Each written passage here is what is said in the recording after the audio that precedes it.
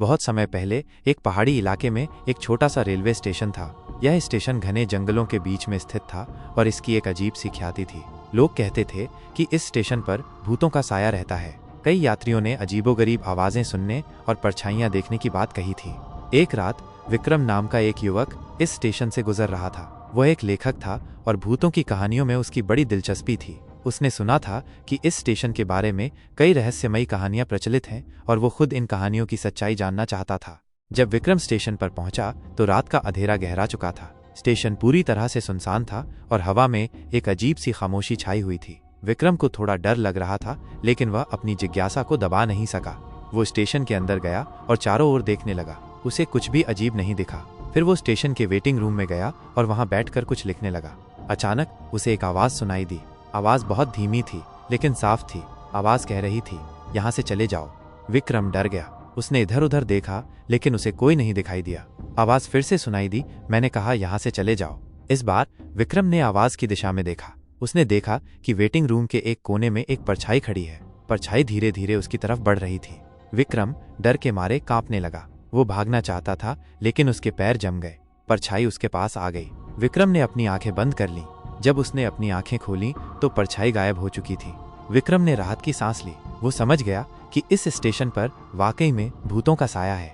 अगले दिन विक्रम ने स्टेशन के बारे में सारी जानकारी इकट्ठा की।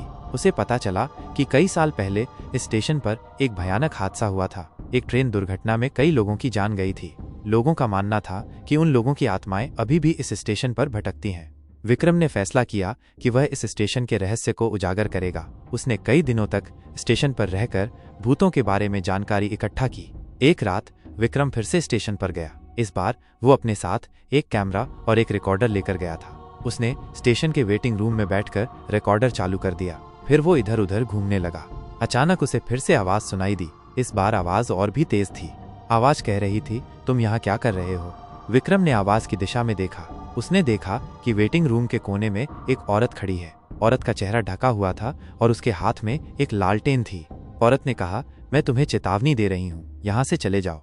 विक्रम ने कहा, मैं यहाँ से नहीं जाऊंगा। मैं जानना चाहता हूँ कि तुम कौन हो। औरत ने कहा, मैं इस स्टेशन की आत्मा हूँ। विक्रम ने कहा, तुम यहाँ क्यों भटकती हो? औरत ने कहा, मैं इंसाफ चाहती हूँ।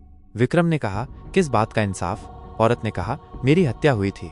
विक्रम ने कहा, किसने तुम्हारी हत्या की थी? औरत ने कहा, मुझे नहीं पता। विक्रम ने कहा, मैं तुम्हारी मदद करूंगा। मैं तुम्हारी हत्यारे को ढूंढूंगा। औरत ने कहा, धन्यवाद। औरत धीरे धीरे रोशनी में गायब हो गई। विक्रम ने औरत से किया हुआ वादा निभाया। उसने कई महीनों तक उस औरत के हत्यारे को ढूंढने की कोशिश की। आखिरकार उसे पता चल गया कि उस औरत की हत्या उसके पति ने की थी। विक्रम ने पुलिस को सारी जानकारी दी। पुलिस ने औरत के पति को गिरफ्तार कर लिया। औरत को इंसाफ मिल गया। ये कहानी हमें बताती है कि हमें कभी भी हार नहीं माननी चाहिए। अगर हम सच्चे दिल से कोशिश करेंगे तो हम किसी भी मुश्किल का सामना कर सकते हैं। अगर आपको मेरे वीडियो अच्छे लगते हैं तो चैनल को सब्सक्राइब करें ताकि मैं ऐसे वीडियो और बना सकूं।